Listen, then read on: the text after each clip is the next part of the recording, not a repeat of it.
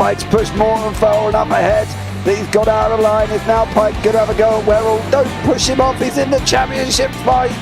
Jack Werrell chasing down Carl Jacklin. Further down, Rob Williams and Chris Barnes. Sensational run outside line now though for the heavy braking zone. Around the outside goes the Audi R8. Look how much Miller's come back into play. Exactly. Miller's still such up. He's touched on second and change. All of a sudden, Miller's back in play.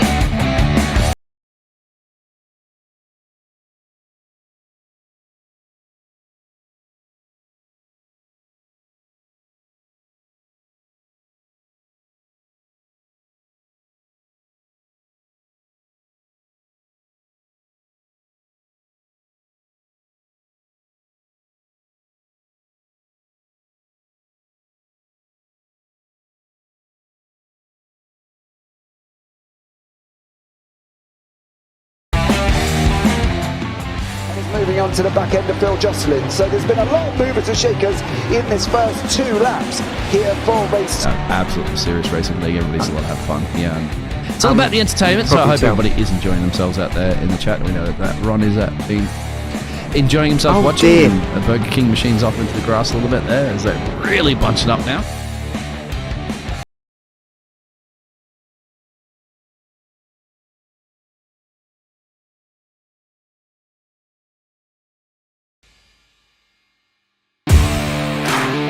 Standing out from the crowd is a challenge. You have the passion, courage, and ambition to do something extraordinary. You have an awesome story to tell and a wonderful vision to share with the world. At Eddie Videos, we take that vision and turn it into reality so you can be heard above the rest. You need something different, and we give you the ultimate advantage. We can help you transform your ideas, images, and clips into a professional video that brings your message to life and sets a new bar for excellence. Visuals, voiceovers, editing, animations, whatever you need, we've got it all. If you're a new business looking to make your mark or an experienced company searching for something new and amazing, we're here to help. Trust us to take your video to amazing levels of awesomeness.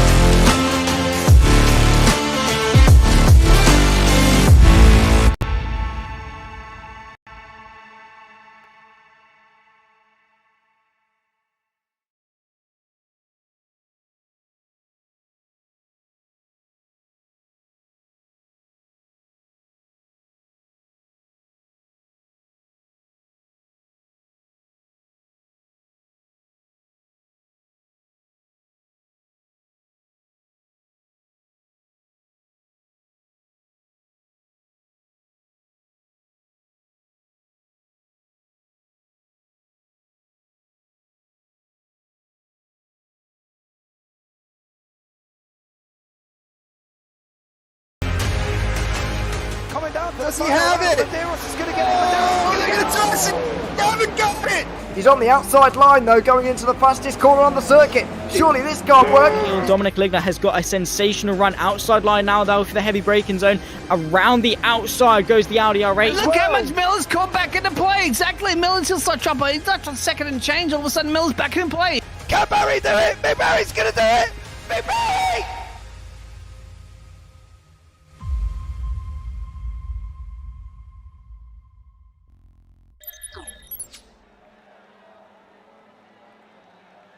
Hello everybody and welcome back to the Radical Race series as we approach the end of another season. It's round 8 in season 3 of 2023 and we're back to the Sebring International Raceway once again. A circuit we visited fairly regularly over the course of 2023 returns once more for another couple of rounds of this championship. It's going to be 8 laps for the sprint, 13 for the feature. The shortest of or second shortest of the features in terms of laps that we have remaining in the season, with some short circuits like Road Atlanta, Interlagos and Mosport still to come in the final 5 rounds of this championship. My name is Ewan O'Leary. I'll be alongside James Parfitt here for the evening. Once again, it's great to be back on Thursday night for this series again. And James, it's getting very, very exciting now at the top of the standings. Simon Edwards, John McCutcheon, Luke Maxwell and arguably Mike Bousson all involved in a pretty good championship fight at the moment. Yeah, they definitely are, and it's going to get very, very exciting now as we go into the final quarter of this season. Simon Edwards, of course, never count him out. He can always do the job. Luke Maxwell last week taking the win in the sprint. McCutcheon taking the win in the feature. Edwards was twice in second place, of course. There was a bit of a calamity going over the line with McCutcheon at one point running out of fuel in the sprint. And then Edwards and James Barry going across the line backwards. It was all a bit chaotic towards the end of the sprint race last week, but it settled down for the feature. McCutcheon, Edwards, Maxwell, that was your 1, 2, 3, and there's the standings on your screen. Yeah, it's the 1, 2, 3 in the standings as well. 2 points for Edwards over McCutcheon. Maxwell 23 back at the moment, with Mike Bousson 52 back. George Gonzaga, Jamie Bird, Seth Brown and Paul LeMay are all within 80 points as well. And when there's 65 available for one particular night, I'd say that they're lurking as well in contention. Colin Wynn and Jamie and G round out the top 10, with Darryl Taylor in 11th. Michael LeMay is 12 ahead of Robert Woodward, Wayne Palmer, David Rosden. They're in the top 15, with Phil Johnson another 10 points back. Then it's Paul Godden and Sergio De La Cruz in 18th place. James Charb, Phil Glover and David Beasley are the last drivers to have more than 100 points so far. James Berry is in 22nd, ahead of Paul Crabb. Then it's Chris Max Davies and Graham Brown. Martina Ward down in 26th for the moment, with Tim Adcock and Scott Lear at 27th and 28th. And I believe those are the only drivers to have scored points this season, 28 of the drivers. But as you were telling me, James, there was most of those 28 drivers here last week for a very good turnout at Silverstone as we crossed over the halfway mark of this series.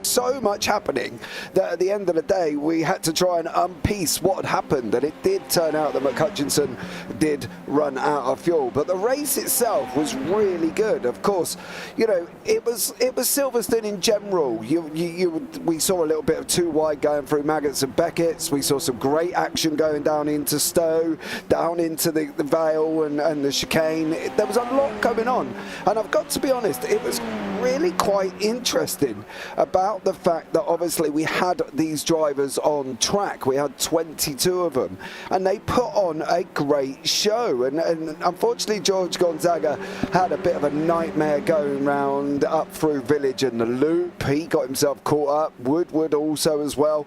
So yeah, there was a lot happening last week as well. And I don't expect Sebring to be any different here. This turn 1 is going to be interesting after the start, Ewan, and this run through down to turn 3 and 4 and 5 could catch some people out. I'm not going to lie, could cause a little bit of a problem for some. It certainly could, but we have seen this track fairly regularly in the last few seasons of this championship. I remember it appearing last season. I think Paul Clark was on pole that day, but it doesn't look like it's going to happen this season, unfortunately, because he's down in 12th in practice at the moment, and we've noticed really struggling. He said in the Discord earlier on that he was glad to be back again, at least in the Radical Race Series after quite some time away, but unfortunately he joked that he'd lost a lot of his skill at these events that he's been going to over the last few weeks and months. That has unfortunately meant that he's stayed away from this series over the summer. for a large part, but he's back again now. Unfortunately, it's not quite the Paul Clark that we know, because as I mentioned, I think he was on pole last season at this race when we're using the SR8. That looks unlikely at best at this stage. It's going to be between the big three, you'd argue. Edwards, McCutcheon and Maxwell, top three in this practice session at the moment. Yeah, I think the interesting thing is Paul Crabb is up there with Mike Bousson and Sergio Dela Cruz as well. Good evening, Mr. Paul LeMay. Of course, Paul's retired for the rest of the season, unfortunately, which is a bit of a shame, but unfortunately he has come out of the league. The interesting thing, as you say, for Paul Clark, is that we know obviously what he's been up to. He's been touring Europe with Bruce Springsteen and following him around Europe to pretty much everywhere. He's been Italy, Ireland, loads of places for Paul. But he has struggled a little bit in practice, hasn't he? We've seen him do a couple of things that we wouldn't normally expect, and generally involving spinning there, as we just see. I think that was David, possibly even Wayne Palmer. Wayne Palmer, was it? Or yeah, Wayne Palmer going into the wall there. But Paul Clark has struggled a little bit. But then when you spend so much time, 8 rounds, 7 rounds out the car, coming back, it's going to cause a little bit of a problem. Yeah, it's going to be always difficult to come back, so you can't blame him at all. He's just finishing an outlap there as the checker flag waves, so there's going to be no improvement on his practice times there, and he will have to get himself set for qualifying. So Edwards, McCutcheon and Maxwell, the only drivers to get into the 153s there in that practice session. We're going to have to wait quite some time for the first times to come in, because it's a 10-minute qualifying session, but as we all know, only 3 laps available to all of the drivers. There's Edwards, there's Luke Maxwell in the yellow and black, and John McCutcheon will be out there again soon. In terms of the championship fight, there's 23 points between the 3 of them, and once again it's coming down to these 3, as it did back in season 1 of this season. Maxwell wasn't really in Edwards and McCutcheon in season 2 of 2023. It looks between these 3 again. The only difference I can really see between them, there's really nothing to choose between Edwards and McCutcheon, but Luke Maxwell, unfortunately, has got sort of no safety net to fall back on, if you like. He's 3 drop rounds, well, 2 of them are being used for races he couldn't be at, so their 0-point scores being taken away, and that means that well, it takes nothing away from his score, and he did get just 39 points from round 5 at Laguna Seca, so if he has a bad round here, or anywhere indeed, then he's got no safety net to fall back on, and it means he will lose significant points to Edwards and McCutcheon, who would lose at maximum, well, less than 20 points, the both of them, if they had particularly poor rounds. So that's the real difference I see in the championship. There's a lot more pressure on Luke Maxwell in these final 5 rounds to not make any mistakes and not have a bad round, because he will suffer for that a lot more than the other 2 would. Yeah, definitely, and I think he's determined to go out and do what Luke Maxwell can do. Do you know what I mean? I had the pleasure of meeting Luke again for the 2nd time at Silverstone on Friday, and honestly, you know, I think the man himself, when you meet him, is completely not what you expect. I think that's the thing with Luke Maxwell. You wouldn't expect a man to be that fast, and he just is naturally quick. You know, he did have a moment on Friday which was quite amusing, and I think he'll admit it was quite amusing as well. My boy come up, who was 12, come up with us up to Silverstone, and we were testing the Radical rigs on AC, and we were driving the SR3. Luke had 1 go, my son had 1 go, and my son was like quite a few seconds back. Then my son got on a 2nd time and actually beat Luke Maxwell's time as well, which was quite outstanding considering my boy's 12 and could barely reach the pedals, to be honest. But he is just naturally fast, and he will put his head down and he will give this everything. We saw it with John McCutcheon last season as well, didn't we? Because John said at one point he will drive until it's mathematically impossible for him to not win it, and he went out and done it. And I feel that Luke's going to do the same. I think Luke's going to drive to as best as he physically can until it is impossible, and he needs to nail everything here. He needs to get every track right. He needs to, as you say, he hasn't got a safety net, so he's got to make sure he can bury every single racetrack.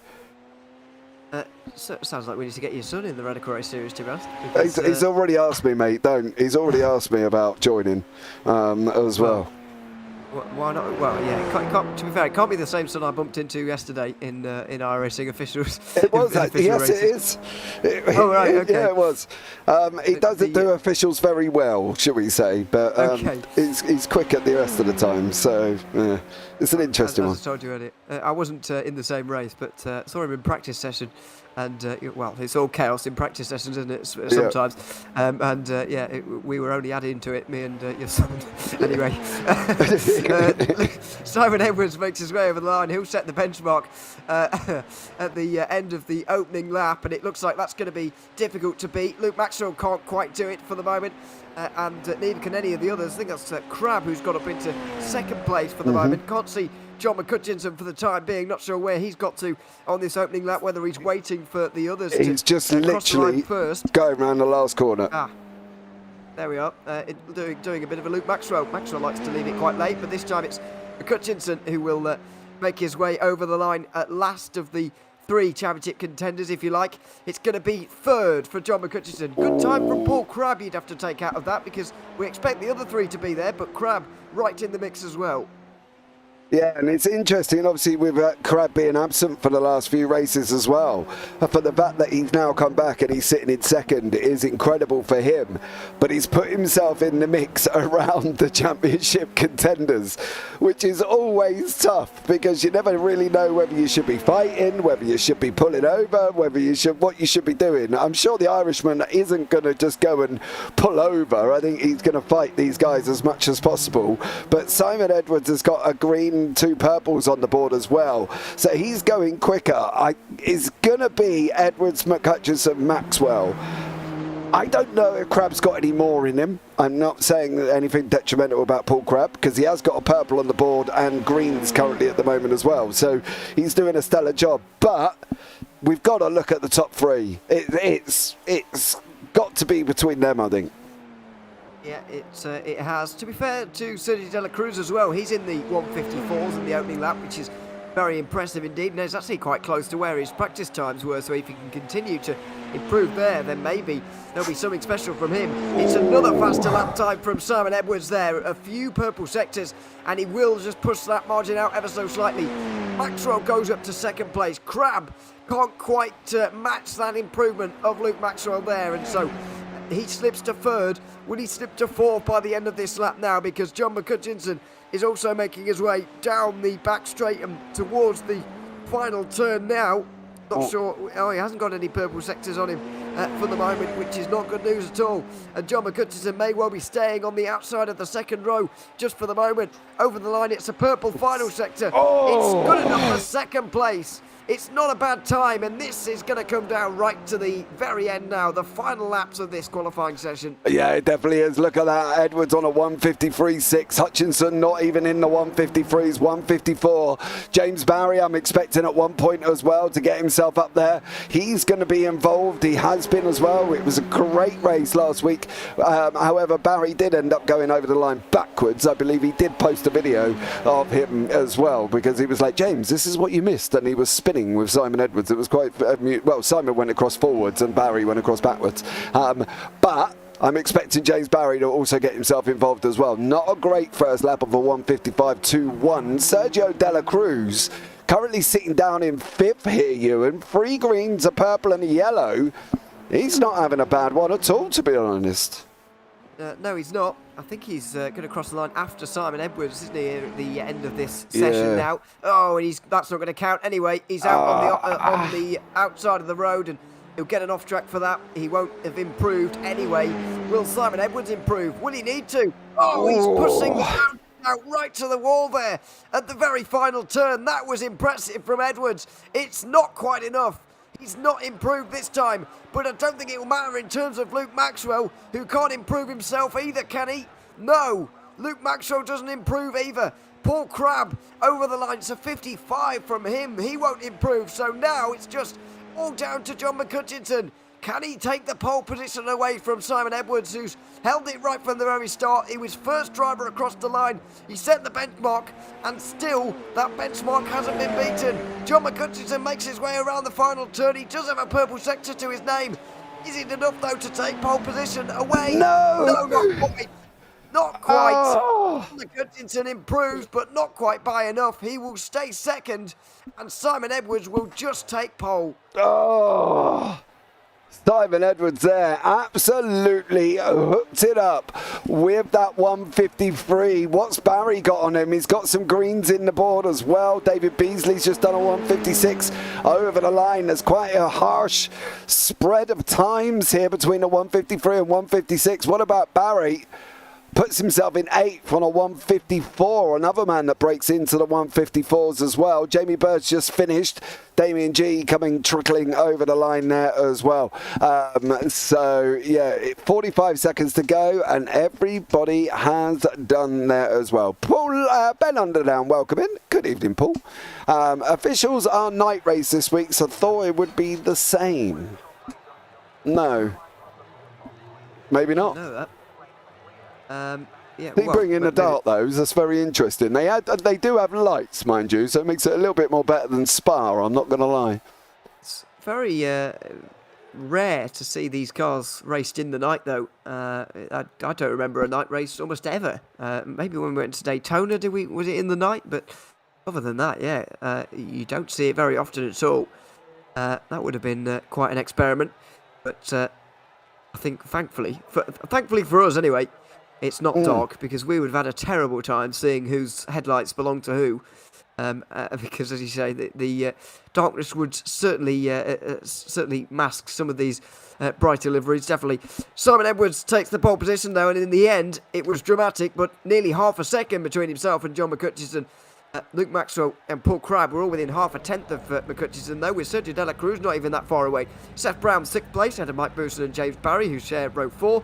And Jamie Bird and David Ralston rounding out the top 10. Wayne Palmer and Paul Clark share row 6, with Michael LeMay and George Gonzaga on the row behind them. Darrell Taylor and Paul Godden are on row 8, ahead of Phil Glover and David Beasley, with Damien G and Chris Max Davies rounding out the top 20. 20 cars on the grid then, and Simon Edwards definitely the one to beat after that qualifying time.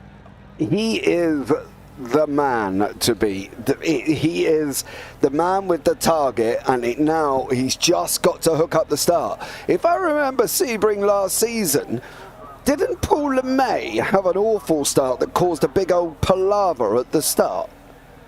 Somebody did. I thought it was Paul Clark who qualified on pole and did that, but maybe it was Paul LeMay. Paul, can you remember Sebring last season? Did you not go anywhere off the line and cause a whole little bit of drama? If somebody I remember, did. Yeah, somebody maybe did. Maybe it was Dan Webster. No, it was Paul, because he went from 1st to 6th or something ridiculous by the end of the first corner, wasn't it? I'm sure it was. Somebody definitely did. But anyway, let's hope for something a little bit different this time, because Simon Edwards is the one on the pole on this occasion, and he will lead to get off to a good start. The lights are on at Sebring, and the sprint race is underway. It's pretty even, actually, between the top 4. Absolutely together, with Crabb and Maxwell for 3rd place, as Crabb tries to cut across the nose of Maxwell and go for the lead. Oh, my word. Paul Crabb goes for the lead, straight from 4th place, tries to go for 1st. Couldn't quite get there, as McCutcheon's going to be squeezed to the outside as well. They'll break late for turn 3. Into the turn they'll go. There's a lock-up in the background. I think Barry's gone off the road ever so slightly in the background, but McCutcheon holds back onto 2nd place. What a start from Paul Crabb, who nearly went for the lead there. He absolutely nailed it. He was just sent it on the inside of turn 1, which was absolutely amazing. But now he didn't quite get there. He was almost, he almost got the carrot, but unfortunately the donkey stole it beforehand, and Edwards and McCutcheon didn't let him through, and he just ran, and he didn't have enough oof to get there. But it is all going off, and it was Barry off, Beasley's been off, and Michael LeMay's been off, and at the moment it looks like complete carnage behind this lot, with Seth Brown leading the field. Seth Brown is defending very hard from Jamie Bird at the moment, with Sergio De La Cruz just in behind. Then it's Mike Booston, David Ralston, and George Gonzaga has just got into the top 10 after a pass on Paul Clark, although that's not complete yet either. Side by side for 10th place on the run up towards Bishop, which is a really high-speed left-handed turn. Great in these cars, but not when you're side by side. Paul Clark gets through, Gonzaga back down the inside. Oh, there's contact, they're both off the road. And who's going to prevail out of this? Well, they're both over the grass. What's going on here? Not entirely sure. Wayne Palmer gets through, and Luke Maxwell's off the road. Maxwell's binned it. coming out of Le Mans there, Ewan. He's binned it. He's gone round. Luke Maxwell has gone round. You can only assume this is getting onto the grass on the exit here and just, well, he's spinning beforehand. Actually, the grass is only going to give him that last helping hand. He's going to lock it up and he's going to avoid the wall, crucially. But this is now a very important 7 laps for Luke Maxwell's championship challenge, because he needs to gain as many points of those positions back as he possibly can in the remainder of this sprint race. Yeah, he definitely does. He's got to get back on it as well. Dela Cruz, Bird here as well. Oh, Buson. There's one. Oh. There's one. Buson's off the road, and Maxwell's going to be right onto him already. In towards turn 5. He'll be down the inside for Maxwell, and they'll remain side by side, in fact. So for 8th place, Buson is going to try and hold on here, and he will do around turn 6. Although the hairpin at turn 7 may give Luke Maxwell the opportunity to go through once again. He's on the outside line on the way in here. They're absolutely locked together, and Wayne Palmer will be getting involved as well. It's outside line for Maxwell. They're still remaining side by side here. Oh, Buson gave him the respectful amount of room, but Maxwell's not giving it up. He's swapped to the other side now. He's on the right-hand side of the circuit. As you look at the picture, he's going to have the inside over Buson. Palmer! Oh! Goodness. Off the road for Wayne Palmer. Very nearly hit Mike Buson on the way down towards turn 10 there, and drops way down the field, unfortunately. So Luke Maxwell's up another place. That's 8th place for him now, but Wayne Palmer here gets away with murder. Oh, that's so close to contact. Yeah, he just nearly had him. It was millimetres between them, I'm not going to lie. Jamie Bird and Dela Cruz still fighting out. We've still got Edwards with Mark Hutchinson up front as well. Don't forget, obviously, John here doing an absolutely stellar job trying to keep with Edwards. He's not giving up, though, Ewan. The Scotsman, as we know, William Wallace, full bore here, and he is absolutely pressurising Edwards as much as possible, and it's all down at Edwards to try and hold him back. How long? We don't know. Fastest lap from Mark Hutchinson. He's going up the inside. Oh. Well, here he goes, side by side for the lead through turn 1 between the two championship contenders. And if they finish 1 and 2, whoever wins the race will be the new championship leader, or in Simon Edwards' case, retain the championship lead at the start of the day. But it's John McHutchinson who's got through. Inside line at turn 1. Paul Crubb just watches on from behind as the Scotsman takes the lead, and as of right now, very narrow championship lead. Yeah, he definitely has at the moment here with Mark Hutchinson. Is he going to be able to keep Edwards behind him? Is Crabb going to want to get involved? That's going to be the thing as well. Further down the order, we've got Seth Brown battling it out. But this battle at the lead is in brawling. Here we go. Is Edwards going to look up the inside again? I think this is going to be another run down the Allman, you know. I think he's going to have a go down there, down into Sunset, because that's going to be his best opportunity here. But boy, oh boy, is Edwards absolutely flying at the moment as well. He's another man, but Crabb is in the background. This Irishman here is in the background, and he's closing. This could be a nice little freeway battle very shortly here as well, as we keep track of what's happening with Edwards and McHutchinson. Doesn't seem to be a lot between these two. McHutchinson and Edwards right now. Edwards and McHutchinson, whichever way around you want it, and Edwards goes wide. Now Paul Crubb's going to go through, because the series leader goes wide through the Le Mans corner, the right-hander that leads onto the back straight. And that is a costly error that may have just given John McHutchinson the sprint race win here. Simon Edwards will dive back to the inside of the final turn as Paul Crubb gets it all wrong, or just minds out the way of Edwards for the moment. But there's a gap now of more than a second, and a gap that John McHutchinson may well take to the finish with this lead. Yeah, Dela Cruz and Bird are side by side going into turn 1 here. It's going to work. Seth Brown's trying to get himself up in the mix as well. Dela Cruz has got to run out of 1. He's having to go up into 2 at the moment. Is he going to be taking that inside over Bird? He is. Dela Cruz is going to go through. Bird's going to try and come back. Misses his rear end by millimetres. Seth Brown's getting himself involved as well. This is all getting enthralling all the way through the field. Darrell Taylor and James Barry are scrapping it out further down, and then behind that you've got George Gonzaga and Paul Godden having a go as well. But Bird and Dela Cruz still side by side going around the hairpin. And absolutely locked together again on the way out as well. Sergio Dela Cruz will have the inside for the next braking zone at turn 10, but Seth Brown might try and take that from him with a 3-wide moment. In fact, he's going to wait behind here. Jamie Bird's going to break late on the outside line there, but he's going to run out of road surely. De La Cruz gives him the room. They're still side by side, and they have been for pretty much the entire lap so far. Jamie Bird with the outside again at Tower Corner, and surely that's going to mean he's going to lose the place, but no! He fights back again, and they're still side by side. Seth Brown does not know what to do. He's just sitting back, watching, and enjoying this, because it's absolutely fantastic. De La Cruz down the inside again, but Jamie Bird hangs around the outside. What a move from him. He was outside again and again and again, but he held on again, and he's finally got the place. He's up to 4th, and he's going to have some defending to do again now, because as soon as he's got the place, he's under pressure again. Yeah, he's sending De La Cruz round the outside of Sunset. This could work out in Bird's favour. They go sweeping under there. De La Cruz is going to try to cut back. He's going to get him on the cutback there as well. They're once more side by side. They've been together for side by side pretty much for out of the 17 corners, probably 15 of them. They're still side by side going into turn 1. Bird's on the inside. De La Cruz is round the back end now. He's dropped back a little bit. Seth Brown's just come into the picture on the right-hand side, but De La Cruz and Bird, they're throwing literally everything at each other at the moment, Ewan, and they're doing an absolute stellar job. Great driving. Roddeston and Maxwell have both caught up as a result now, and Luke Maxwell can see points in front of him all of a sudden, and there is stuff to be gained now for the remainder of this race. At the moment, he would slip to more than 30 points back in the championship, and that cannot happen really in his mind. He's down the inside of David Roddeston, I think, in towards the hairpin at turn 7 there. No, he wasn't. In fact, he was just preparing himself for a move, quite possibly something that Seth Brown is doing right now up in towards turn 10. He's on the look up towards the inside of Sergio De La Cruz right now. Oh, he locks up. He very nearly hits De La Cruz, and now he goes wide. David Roddeston to the outside. Yeah, it's definitely tricky at the moment. There was a big one at the back. Contact. Yeah, it was contact, and Maxwell slowed up as a result. Let's that wasn't. No, that was Michael LeMay having his own moment here. What about happened here? And you can see they're coming into the picture. And Maxwell is going to avoid just about Booster, but there's the contact. Roddeston with no rear wing.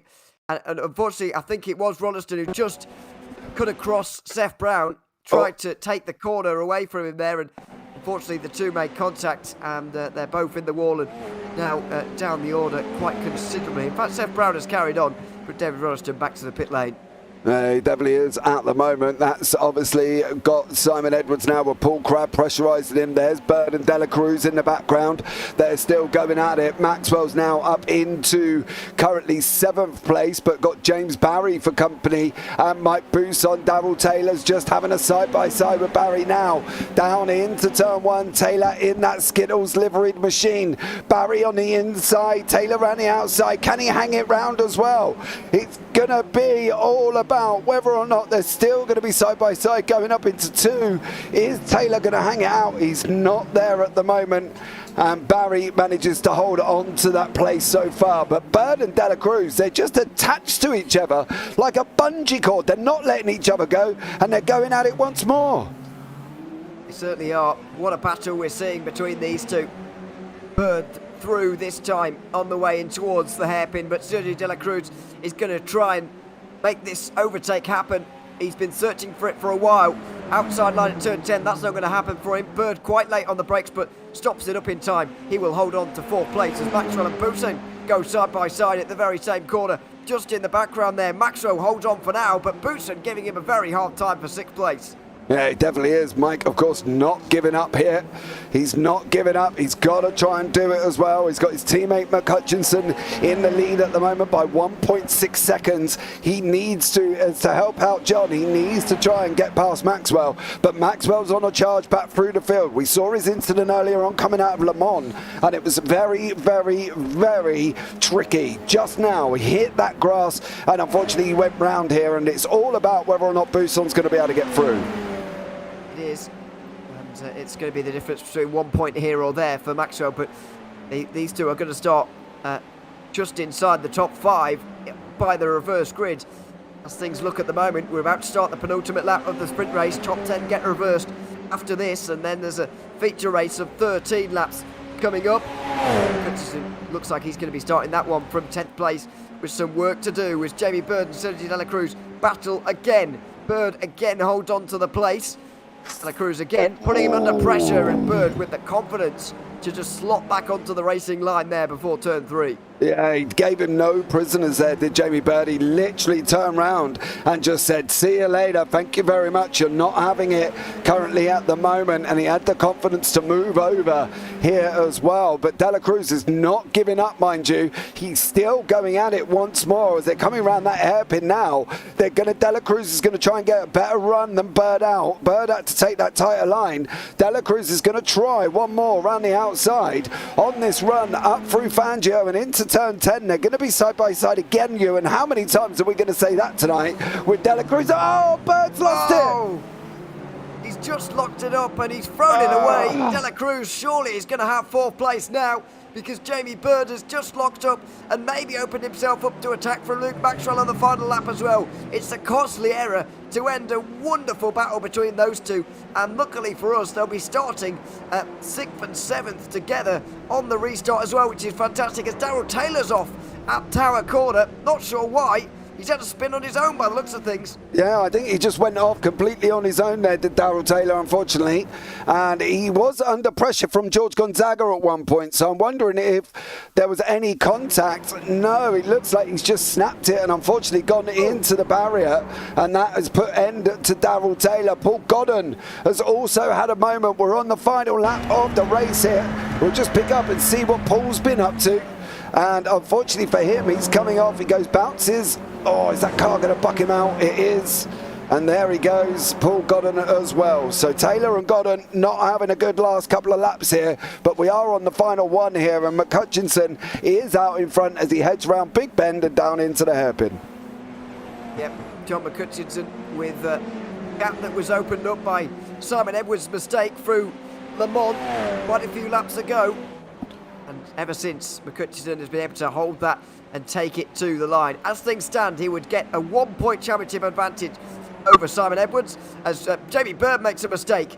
And now through goes Bousson and Maxwell. So there's going to be a fight for 5th place to enjoy here at the very end. Maxwell, I think, has been caught up in this because Mike Bousson's suddenly in 5th place. Yeah, not entirely sure what happened to Luke Maxwell there. We're trying to see where Bousson got past Maxwell, whether or not Maxwell ran in too hot or whether or not he locked up here. It's coming out of, what's it, turn 1? Just gives that position over. So not sure what that was about. I'm not sure where Jamie Bird went wrong either. I'm going to presume it was on the run towards turn 5. Yeah, he got off track. Well, does he? Let's see. Well, there's the spin. Oh, he's going to hit the wall here as well. Oh dear. Heavy hit on the wall. Something is happening here to Maxwell because he's been passed by Bird again now. I wonder whether he's underfueled here and he's just trying to make it to the line. Through goes Barry as well. This is such a disaster for Luke Maxwell as his championship rivals come round the final corner. John McCutcheon is in the lead and he's going to win this race. Sprint race victory at Sebring will go to him, and along with it, a 1-point championship lead over Simon Edwards, who comes across the line in 2nd. Paul Crabb will join them on the podium, albeit quite a few seconds back by the end of this. Maybe he had fuel worries towards the end. But for Luke Maxwell, this is turning into an absolute nightmare. He's in the final corner. He's going to get past. He's going to be outside the top 10. And Phil Glover's going to be in there. He's going to start from the front. Wayne Palmer gets through. Luke Maxwell's in neutral. He's out of fuel. He's miscalculated these 8 laps, I'm afraid. And he's going to drop heaps of points as a result. Down to 13th. David Beasley's leading a group of drivers over the line. He just about beats them. Oh, gets smashed over the line. Dear me. Yeah. Luke Maxwell, 13th place after running out of fuel on the very last lap. Yeah, it starts going a little bit wrong halfway round this last lap. I'm just trying to see what actually happened to him at the end there. I think somebody gave him a little gentle love tap. I don't know if that was to help him across the line or what the situation was here, but unfortunately for Maxwell, it is just all gone wrong. He's literally just trickling. They're all coming past him like an absolute Banshee, and he's just dropping and dropping and dropping. And at that moment, he must have sat there and thought, what has gone on here? I've done a John McHutchinson, I've ran out of fuel. And who was it that came up and just give him a gentle little love tap there? Was it Darryl? No, it wasn't Darryl Taylor. Somebody's going to come in on the pitch on the right-hand side. Seth Brown. There we go. Does that as well. But, yeah, it's not a great start for Luke Maxwell, and is probably something he did not need here as well as Rollo comes over the line. It's an absolute disaster, and if he doesn't podium this next race, this would become his drop round. And I spoke earlier about how his drop rounds really aren't a safety net for him. That proves it, really, because he could lose upwards of 20 points to those rivals around him and still have this become his drop round. John McHutchinson wins by 1.9 seconds then ahead of Simon Edwards, with Paul Crabb running out the podium. Sergio De La Cruz eventually gets that 4th place ahead of Mike Bousson and Jamie Bird, who he fought for that place for a very long time. James Barry was fairly quiet in that race, but still finished 7th. George Gonzaga, Paul Clark and Phil Glover will start the next race in the top 3. Wayne Palmer just misses out there in 11th ahead of Darryl Taylor. Luke Maxwell trickles over the line, just beating David Beasley, Seth Brown and Paul Godden, who were having a race over the line. Damien G dropped to 17th there at the end, with Chris Max Davies in 18th. And then at the very back, after incidents throughout the day, David Rolleston and who else? Paul Clark, I think, was the other one who had problems with it. No, it wasn't Paul Clark. He was 9th. I can't remember who was Michael the other. LeMay. Yeah, Michael LeMay it was, who finished down in 20th place, 4 laps down at the end. Well, dramatic race, and for Luke Maxwell, a disaster.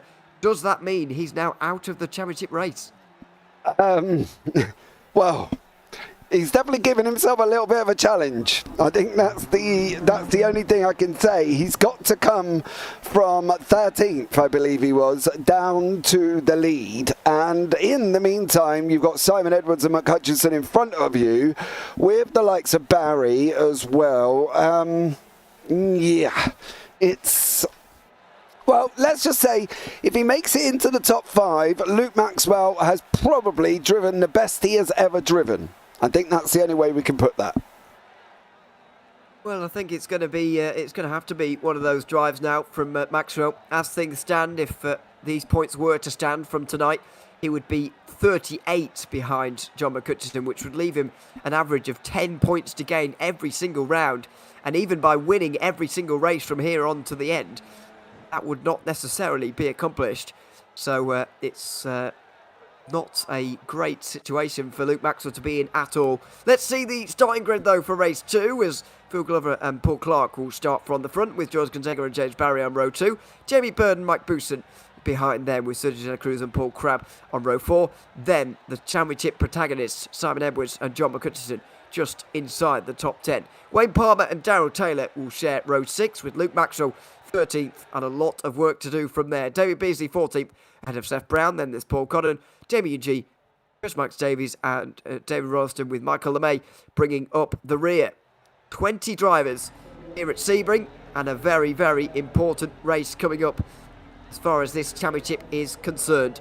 Phil Glover will start from the front.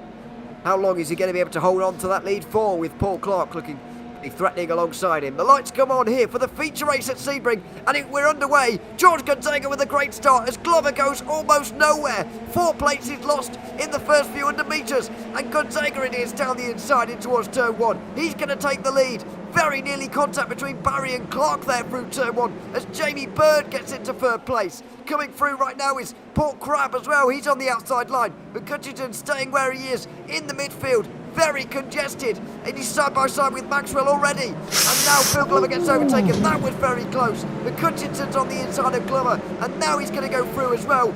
Edwards and McHutchinson following each other, 8th and 9th in this race. Yeah, Glover just had a whole bag of bolts there. He did not go anywhere.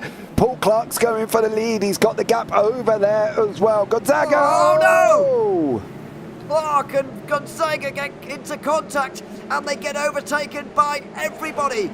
Glover will go through as well, with The likes of Maxwell just in behind him, Darryl Taylor as well. They'll all go through. Gonzaga dropped from battling for the lead down to 15th as Seth Brown very late on the brakes. He will just pull it up in time. He's 13th.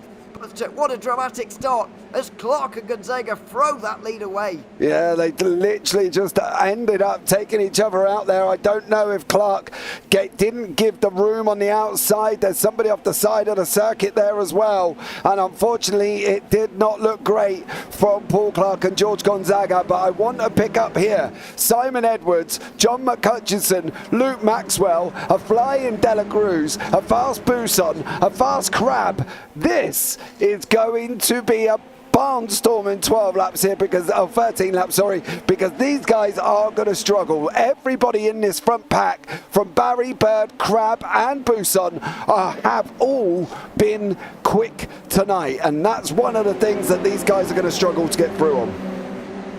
Well, what an interesting start to the race it is, and it's still going on. Jamie Bird leads. Paul Crab's in second place already, and now he's going for the lead. We're too wide, too deep on the way in towards turn 1, and Paul Crab takes the lead from 8th place on the start. He's already through after only just over a lap. Buson and Barry go side by side for 3rd place into turn 3. They're absolutely locked together as well. Very nearly contact between them. Dela Cruz waits in the wings as well to see what's going to happen here. Edwards is going to get the run as well. This could be all on in towards the hairpin as Buson just slots in front of Dela Cruz. He will look to the right hand side. Edwards will look to the left. He'll be boxed in, and John McCutcheon goes down the inside. 3 wide in towards the hairpin. The 2 title race protagonists side by side on the way up the hairpin. Oh, they are absolutely going at it now. Paul, Simon Edwards, John McCutcheon side by side. Then you've got Dela Cruz as well, throwing him into the mix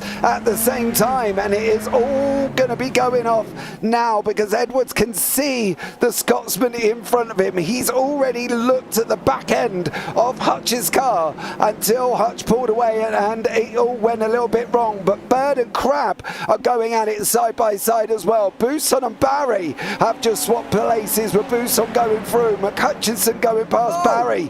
Buson lets him through. He let McCutcheon through. Surely he let it through. Well, I'm not sure. It was a great dive from McCutcheon, and now we're going to be 3 wide almost as Buson's almost pushed off the road, going down the back straight. And here comes Luke Maxwell again. Where's he come from? He's on the inside here, looking for a move on Edwards, who's going nowhere with no slipstream assistance. 3 wide, there's contact. Buson holds onto it somehow as Dela Cruz just got into the side of him there through the final turn. What a race we're seeing at the moment. Edwards gets through into 4th place with Maxwell stuck in there as well. Barry is in 5th at the moment as well. It's side by side between McCutcheon and Jamie Bird. Side by side through turn 1. Oh, Bird pushed out very wide through the opening turn there. Edwards will close in as a result as well. 2 laps only completed in this race, and the leaders are pretty much towards the front already. Yeah, they are. They've made their way through the field. We thought it was going to be very tough for them. McCutcheon sitting in 2nd, chasing down Paul Crab, of course, in front.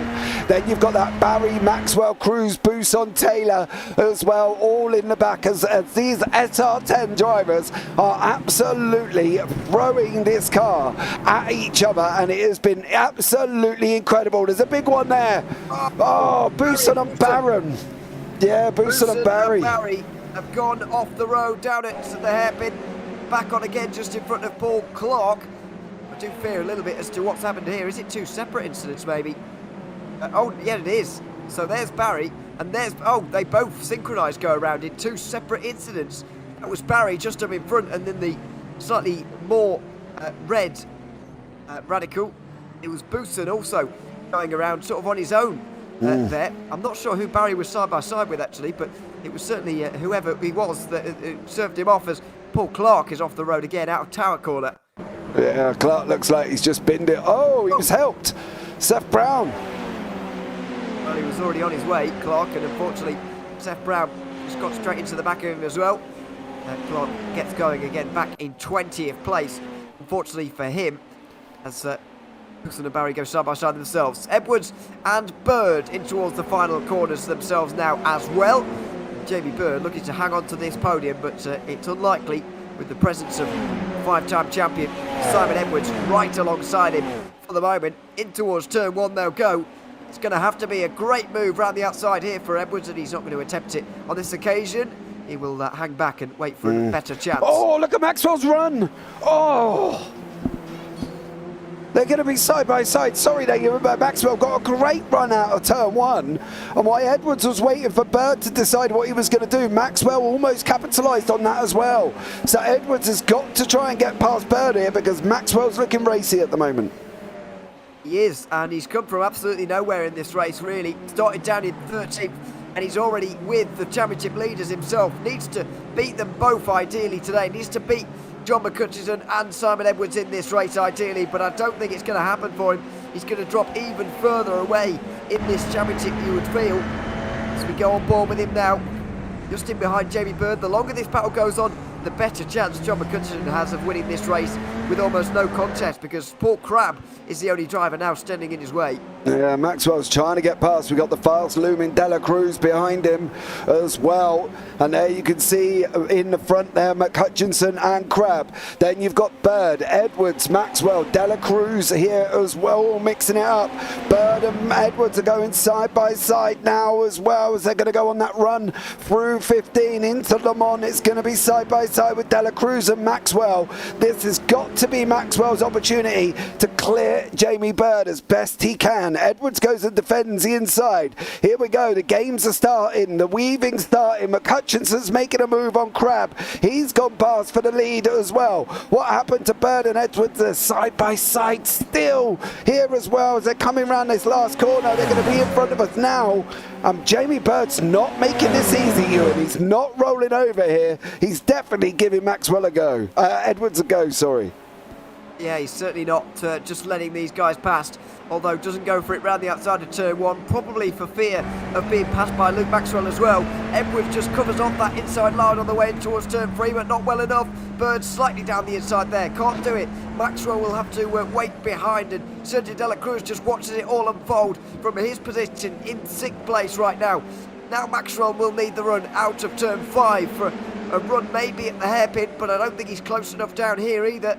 He will have to stay behind again here, but finally Simon Edwards has got through, but as it happens, John McCutcheon also got through into the lead of this race. John McCutcheon jumped Crabb down into Sunset, took that inside line away, and now it's all about Edwards, Bird, Maxwell and Dela Cruz, whether or not Edwards can get away here as well, going down into the Almond Straight. He's gone in, Bird got a little bit of a slide on, that's brought Maxwell right into play at the moment with Jamie Bird here. He's going to be under a tough fight currently at the moment. He's trying to look back, he's trying to have a go. This is what he currently is looking at. Maxwell's on the left hand side. We've just seen him, they're going to be running side by side now. Here we go, Ewan, it's all going to kick off. Is Maxwell going to hold on to this down through Le Mans? Is he going to try and get out the corner quicker? He's got to get the power down, and he does get the power down and manages to hold on, but here comes Dela Cruz. Oh, he's just about alongside there is Dela Cruz. He's going to get pushed towards the wall. Maxwell will have to defend fiercely on the way in towards Sunset, and they could be 3 wide. They are. Dela Cruz right round the outside of Bird. This would be so impressive if you could make this work at Sunset Bend, and he might well do. Just over the bumps on the outside line. He's going to get, very nearly into the wall on the exit of the turn as well. They'll fight for the slipstream of Luke Maxwell, and they'll be absolutely neck and neck. Photo finish over the line if you like, and in towards turn 1, Dela Cruz will have the inside, but Jamie Bird hangs it round the outside, and he should have that position on the way in towards turn 3, but Dela Cruz refuses to go away for the moment. Still side by side, finally gets through. Into the top 5 goes Sergio Dela Cruz, and Jamie Bird, after a valiant defence, drops to 6th place. Yeah, he definitely does here, and we've got David Rolliston having a go with Gonzaga and Beasley. Then behind that we've got the likes of Paul Godden with Phil Glover, Mike Bousson and Michael LeMay. They're all scrapping out further down the order, but it is this Beasley-Gonzaga battle that's getting a little bit more spicier as well. Gonzaga's closing down on Beasley. You can see the gaps up front.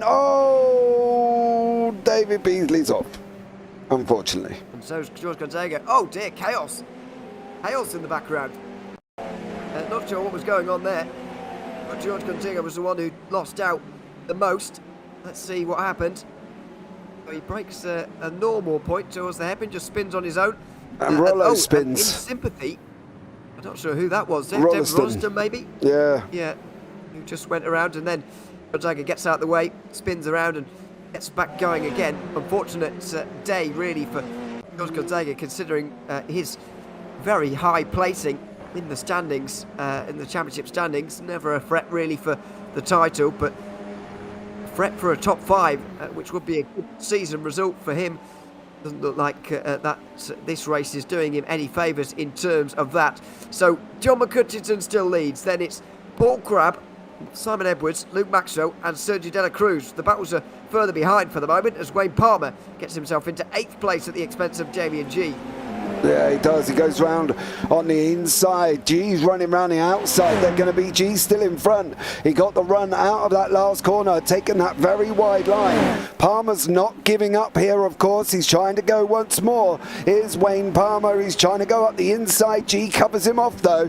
And now they're on the run down into turn 2. Palmer's going to go and sneak it up the inside. He's trying to get G out of that line. Seth Brown's having a go as well as they're coming round turn 5. And off they go round Big Bend and down into the hairpin here, and Seth Brown looks like he's the man who's likely to be trying to make a move here, Ewan, currently at the moment, as he's closed up on Palmer and he's looking at the inside. He's late on the brakes. No, doesn't make it through. Very close, but doesn't quite make it on that occasion. So Seth Brown will have to fight another day with this one. John McCutcheon still leads then. And Paul Crabb is staying with him rather nicely for the moment. Wonder whether he's just barely clinging on or whether he's actually a threat for this race win, and whether maybe over the course of the next 6 laps he can challenge John McCutcheon for this win. Well, it looked like he was getting closer and closer. Luke Maxwell is getting closer and closer to De La Cruz here. I'm trying to keep the eye on the leaders and Maxwell, because we know what Maxwell needs out of this. We did say if he got top 5, it would be the driver of his life coming through from 13th. But if he can get into the top 4, it's going to be even more special for him. McCutcheon, however, is not dropping off Paul Crabb. He's not losing Crabb. If anything, Crabb's getting a little bit closer every single lap down on the Oldman, down this start straight as well. Will Crabb have a go? That's going to be the question, and he is having a go into turn 1 at the moment. Crabb with the fastest lap of the race. He's going to try and run him up the inside, and then slots back in behind. So it's whether or not he's going to be able to have a go here for the Team Redline drivers. Well, it's going to be interesting to see how willing he is to go through here, how eager he is to try and make this move. Got to be careful that even if they, putting the team's part aside, even if that they're on different teams or whatever, Simon Edwards is still a threat here, and so if they start fighting too early, there's a risk that they allow Simon Edwards involved in this, and you wouldn't want that in any series. So Crabb is going to be mindful of that, and maybe he's waiting for the final few laps so that he knows that these two can fight each other without allowing and losing so much time to allow Simon Edwards into this race-winning fight as well. Oh, Damien G at the hairpin. I'm wondering if that had anything to do with Wayne Palmer here, or did Palmer go a little bit early? Palmer went a little bit earlier on, I believe. Oh, Palmer, and that was where there was contact there.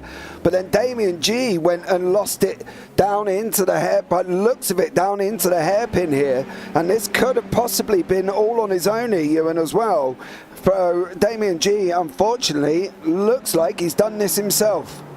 Yeah, he did. Oh, well, he saved it from going all the way around, but he got into the grass, and that's just as bad almost.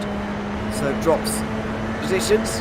David Rolliston was also able to get through as Luke Maxwell on Sergio De La Cruz, squeezes him all the way to the inside at Sunset, trying to compromise his line, but it's not worked. De La Cruz sends it in, but Luke Maxwell gets the better exit. He was very smart through that turn, waiting for De La Cruz to go in too early with too much speed, get the run on the exit, and get the position on the run up towards the line. Yeah, Maxwell planned him out. He played him there as well. He gave him the room on the inside. Dela Cruz took it with open arms, and Maxwell just come through and said, thank you very much. I've just set you up. I'm going to try that cutback, and he got the cutback there, done and dusted. Palmer's now having a go with Brown further down here. It's looking like Phil Glover is having a nice little battle with Gonzaga, and Chris Max Davis is coming into the show as well. So Phil here doing an absolutely stellar job managing to hold on. Oh, Gonzaga's on the frame. That's going to allow Glover to come up beside him now as well into turn 2. Glover's he's just got to be a little bit braver there. He had that run. He could have been a little bit braver. The interesting thing though, Phil Glover, motion simulator at Sebring, over the bumps. How many teeth is he going to have left? Not many by the bumps around here. Glover has unfortunately just been overtaken again and again in this race, though, as Chris Max Davies looking to be the next one. Paul Crabb's going to go through here.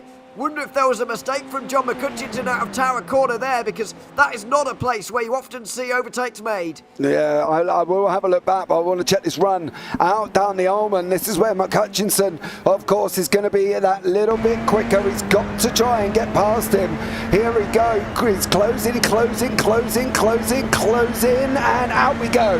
Now we're off here as well, and McCutcheon looks like he's going to retake that lead there as well. But Paul Crabb did do a stellar job, but Crabb's not giving it up. I don't think I'm going to have time to have a look back how he took the lead here, because Paul Crabb is not giving this up, Ewan, and has now got the opportunity again as we come on to lap 10. Well, this could just to and fro again and again, and Paul Crabb goes down the inside. McCutcheon has to go very wide to give him room, and now the two of them will be very nervous about one another. Crabb takes the lead. There's contact. John McCutcheon make contact with Paul Crabb, and Simon Edwards will get into second. McCutcheon will hold on to the lead, but that is going to be an incident talked about again and again, because John McCutcheon may just have made contact with Paul Crabb. Oh, yeah, he did. I don't think Crabb was going on his own there. I think McCutcheon may have helped him round. We'll try and have a look on the nose here of John McCutcheon. We will see him get... Yeah, not ideal, I don't believe. He's still... Here we go. Yeah, there was. Yeah. Well, there's always a danger when you're Paul Crabb in that situation and you're pulling back in front of someone in the braking zone. There's always a big danger of that. McCutcheon definitely does brake later there and definitely does make the contact.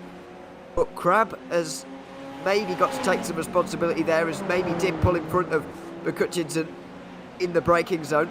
Obviously it's a bit different around there, because obviously you're going around the bend at the same time.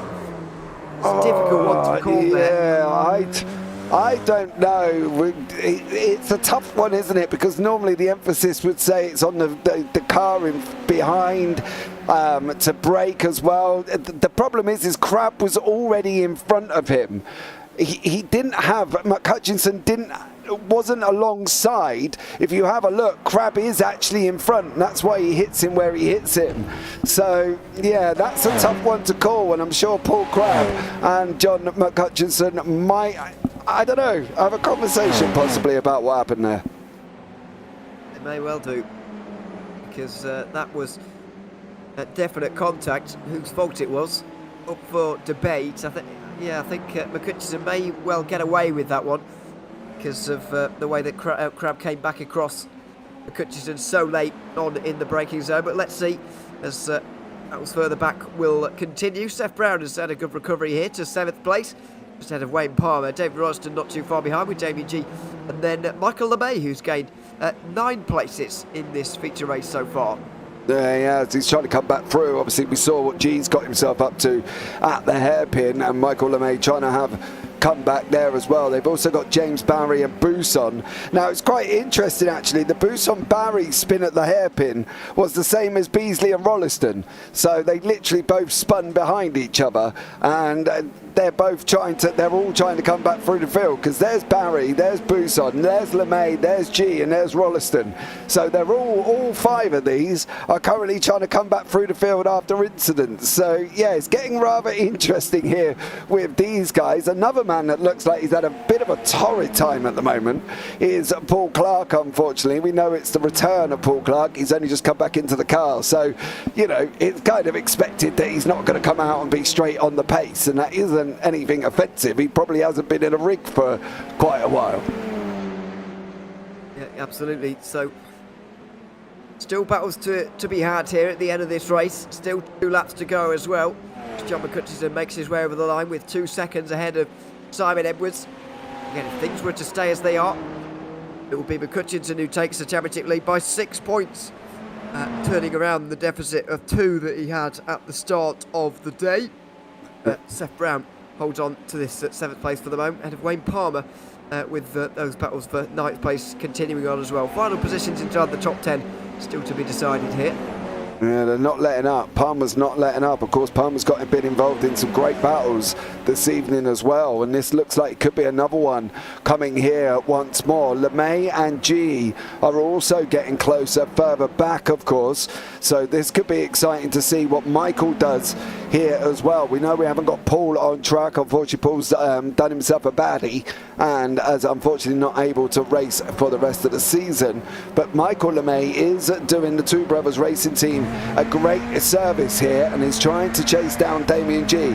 As you say, he's up 9 places. He's only outdone on the gainers by David Rolliston, who's up 10, with Luke Maxwell up 10 and John McCutcheon up 9. Michael there, if you're going to send it, you've got to... He kind of had to make a choice there, didn't he? He either had to go for it or do what he did, and I don't know if he had the room to go for it now. I thought he could have possibly sent out the inside.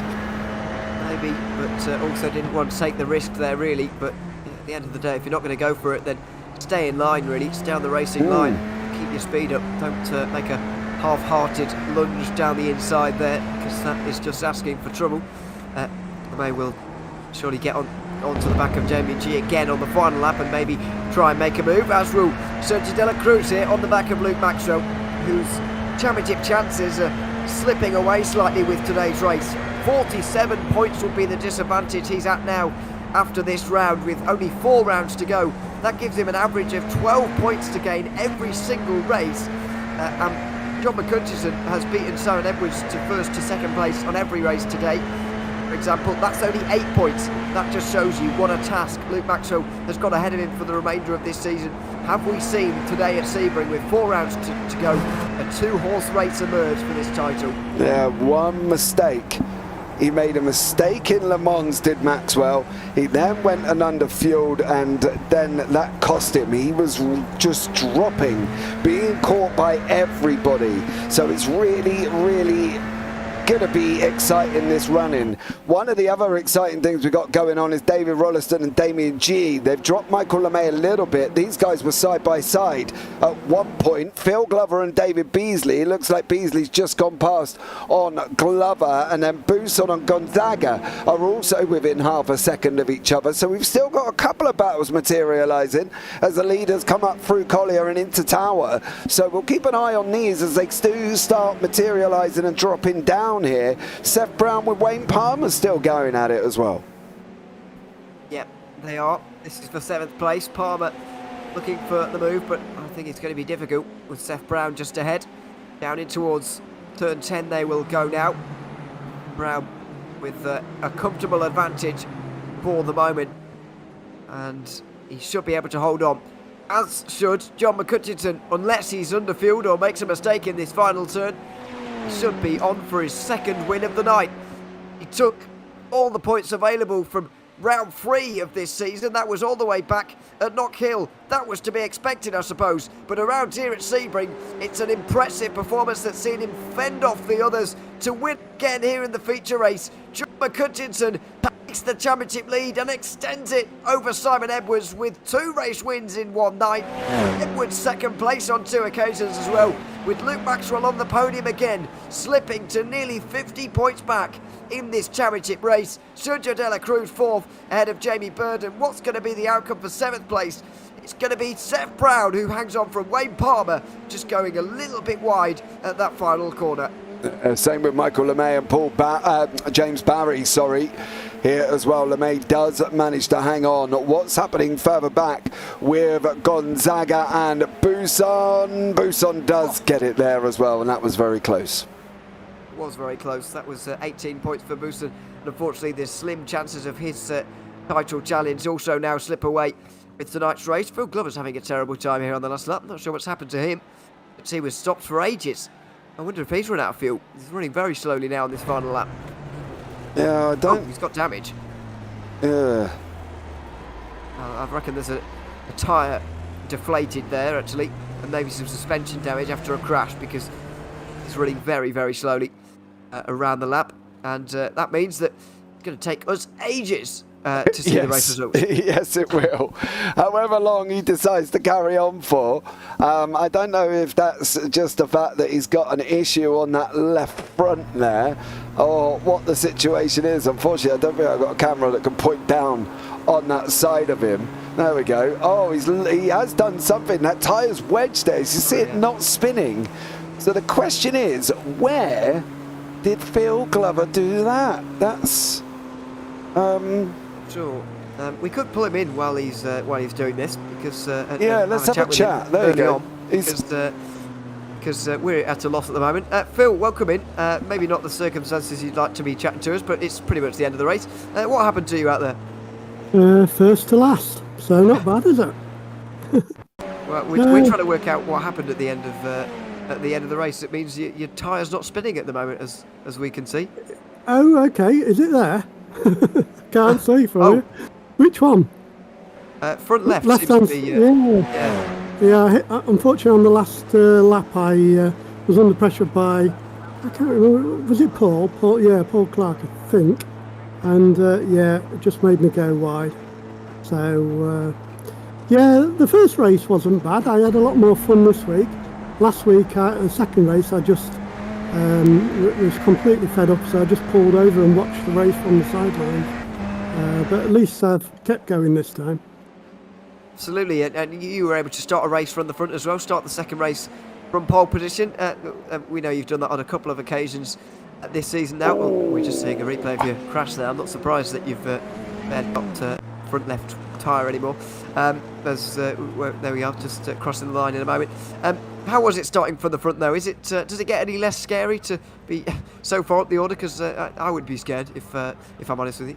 Yeah, no. Well, as you can tell from my start, it wasn't great, was it? I lost about, I don't know, 7 or 8 places, I think, on the start line, just giving it too much power, and because you feel as though you need to get out the way of the people coming from behind. It's counterproductive though, because you end up spinning on the line and people pass you. So, hey ho. I don't know. I'm quite pleased that I managed to get through to 10th from pretty much last in the first race. So, shame about the second one really. But I had fun this week, which is more than I did last week. Absolutely, and hopefully you'll have fun next week as well. Phil, thanks very much for coming to join us. I know that you were still out on the circuit at the time, but there we are. Yeah, no problem. You used to talk to me when I was out and about, but have you decided it's too risky now? Too risky a policy? It somewhat depends how what's going on in the race, and if there's stuff going on for whatever it is at the time, then we don't usually have time to have a chat during the race, but. We can do. I guess what you're saying is get yourself to the front, Phil. Pull your finger out and we'll have a chat. Is that right? That's exactly what we're saying, Phil. All right, next week then. I'm on it. On pole, Phil, I would expect. But we'll wait and find out. Road Atlanta it is next week, by the way, as we go to third of our American circuits. There's every chance I could win that one, I suppose. You never know what's going to happen around Road Atlanta. Bill, thanks very much for coming to chat to us. And you're welcome, see you next guys. Week. Yeah, look forward to it. Take care. Bye. Bill Glover there, having a chat with us while being out on the circuit. I will just quickly run through these race results, by the way, before we lose them. to the session, which is entirely possible before we finish with the remaining drivers. John McCutcheon wins the race, 1.4 seconds this time over Simon Edwards. Luke Maxwell joined them on the podium. Cynthia Dela Cruz and Jamie Bird inside the top 5 with Darryl Taylor 6th. Seth Brown holds off Wayne Palmer for 7th, with David Royston and Damien G running up the top 10. Michael LeMay and James Barry were next, ahead of Mike Booson, who had that spin early on in the race. George Gonzaga did likewise, with Paul Clark 15th. David Beasley then for Phil Glover, who was classified a lap down, even though he definitely wasn't.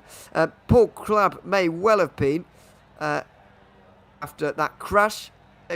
Chris Max Davies and Paul Godden round out the 20 drivers. Let's bring in the double race winner, John McCutcheon, to the move then. John, welcome in. Good to have you with us. The full 65 points today. You've turned that championship deficit into a narrow championship lead. Were you expecting to be quite so successful around this circuit? No, Simon's usually pretty good round here. I was expecting Simon to run away with it, but he was slow at a couple of corners and I got a run on him at one. And race 1, so got in front and kept in front. So. And then race 2 was exciting stuff with Paul. Really good pace tonight. It was very exciting stuff. I mean, what's your take on the incident that you had in the end? It was a few laps from the end. Crabb and yourself making contact on the way towards turn 3. What was your opinion on it? He had the corner, but he came across into my braking area and I couldn't react in time. He just came across and he must have hit the brakes as well. So I've apologised to him in chat, but I think he came across me. I don't know how you guys seen it. Yeah, I suspected something similar. It's always difficult. I find it always difficult in this braking zone, especially because you're effectively going around a corner as you're on the way in, which always makes it a little bit precarious anyway. And yeah, I thought that maybe he did just pull in front of you ever so slightly, but there is always the danger when you're the following car that you get blamed for something like that. It was a shame because we were having a really good race. We had really good pace, and it would have been a good till the end. It certainly would have been. It was unfortunate, really. We're just having a little bit of another look at it on the stream at the moment. Yeah, it's a difficult one to call, but I would agree with you. I think maybe did just slot in front of you ever so slightly. Final thing from me, John. Road Atlanta next week. We're returning to our roots, actually, in the SR10. This is Road Atlanta was the first race we did in this car. It's the next one as well for round 9. How are you feeling about returning to that track? I don't think I've raced it in this car yet, so I really like Road Atlanta. It's really good. We haven't raced it in, maybe the first season, but after that, maybe not. So looking forward to that. Always go well there. One of my favourite tracks. Always a great circuit to go to. Is there anyone you'd like to give a shout out to, John, before we let you go? A shout out to Paul Crabb. I'm sorry about that. If it was my fault, I'll hold my hands up, but I couldn't react in time, so just racing, I guess. Yes, it was. John, well, congratulations, on those 2 race wins here tonight, and we'll see you next week at Road Atlanta. Thanks, guys. Take care. Thanks very much. John McCutcheon there. 2 race wins out of 2, and 2 second places out of 2 for Simon Edwards, who joins us now as well. Simon, welcome in. Good to have you with us. Pole position for you, but unfortunately, second place to John McCutcheon on 2 occasions as well. Are you a little bit surprised by the results of tonight? I'm a bit disappointed, really, in my own driving there. The first race, I just understeered off the track, and then I couldn't get back to him. And then the second race, I couldn't magic my way through the traffic, and John did. So I couldn't stay with them. So I was a bit lonely race once I got through. And just how difficult is it in terms of trying to follow someone through the traffic? We know that this format has been used for quite a while now. You've had quite a lot of experience of finding your way through the pack, because you often find yourself in this situation in race 2. But how much of it is it down to a little bit of good fortune, and how much is it down to you being able to follow through and your driving in terms of following John through in a situation like that? It's a bit of luck. It's obviously trying to be smart about where other people are going to end up. In my case, I had a bit too much downforce on, really, so I couldn't really attack people properly. So I had to try and get them in the corners, basically. I think John just had a little bit less downforce, so he could use the straights a little bit better, a little bit smarter. But that's how it is. It was still a second place, still got through without any contact. Absolutely, another round down. You're now 6 points behind, John, going into Road Atlanta. How do you feel about that championship margin going in towards the final 4 races? It feels very similar to last season, I've got to say. Yeah, it could go either way. I love this track. I love Road Atlanta. I love Bathurst. I love. I think we've got Canadian Tire, Mosport as the last race. I love all those. So I'll just enjoy the races, and we'll see where it falls. We certainly will. Is there anyone you'd like to give a shout out to, Simon, before we let you go? I want to give a shout out to Understeer. Yeah. Be gone. I can't think of anybody today. No, that's all right. Understeer. We'll take Understeer. That's absolutely fine. Simon, congratulations on 2 second places tonight, even if you're a tad disappointed with it, but fair enough. We'll see you next week at Road Atlanta. Yep. Thank you, guys. See you there. Thanks very much. Simon Edwards there, second place on 2 occasions here tonight. Just ahead of Luke Maxwell in the second race. He was third and he joins us now. Welcome in, Luke. Good to have you back with us. Let's start with race 2 first, because that was a slightly happier one for you. 10 places gained in that one. Was a pretty exciting race from your perspective as well. There was plenty going on throughout that one. There was. That was a fun second race for sure. It was. I kind of right from the start. I was thinking. I think we were 3 wide round turn 1. I was thinking, no, I'm going for it. Let's do it. See how we get on. And yeah, some great close battles all the way through that. To be honest, and then with Sergio, good battles with him throughout as well. So yeah, it was thoroughly enjoyable. Unfortunately, race 1 didn't quite go so well for you. Just to confirm, we suspected you'd underfueled ever so slightly at the end of that race. Was that the case? I think when I was practicing, I must have been miscounting, thinking I was doing an out lap and then 7 laps when I was working out the fuel last weekend. So I think I cocked that up myself. But when I span it, I thought, okay, well, it's okay. We're not too far behind. We'll get up to like 6th or 5th or something like that, hopefully, and get a good place. Be up the grid a bit for race 2, which would be nice. And then I ran out of fuel, so it's like, yeah, put the kibosh to those plans. Certainly did. What about the championship plans now for you? You were quite close on the way into today. Unfortunately, you've lost a few more points along the way tonight. Are you writing yourself off for the championship now, or do you think you're still in it? No, I think I'm still in it, but obviously John's driving so well at the minute. He's flying, and Simon's not far, right there behind him. So it's going to be tough, but you got to keep pushing. I've not won a feature race for a while, so I need to need to try and work out a plan to beat those guys really, and if I can win a couple of sprints and features, we will be back in it. So I'm not going to write it off, but I'm not I haven't got expectations, put it that way. Well, fair enough. Is there anyone you'd like to give a shout out to before we let you go, Luke? Give a shout out to the guys at ITGL. Yeah, thanks for the car paint and the sponsorship stuff. So yeah, it's good stuff. Hope you enjoyed watching. Absolutely. Third place for you tonight, Luke, in race 2. Anyway, congratulations on that, and look forward to seeing you again next week at Road Atlanta. Yeah, cheers, Ewan. Take care, mate. Thanks very much, Luke Maxwell. There, third place in race 2, and one last driver left to interview, Paul Godden, who unfortunately was right down towards the back at the end of that second race. Unfortunately, Paul, welcome in. Good to have you with us. What happened there in that second race? Evening. I just ran out of talent. Well, I didn't have any talent tonight at all. So I just went from not a lot to 0 in a very short space of time. Is that a Sebring effect? Maybe is it not a fan? Are you not a fan of Sebring particularly? No, I really enjoy this track, and I've had some really great races here in the past. But tonight, I just could not get the car hooked up at all in practice. Qualifying, I softened it up a little bit, and I found the car was not that quick, but I set my quickest time of the evening.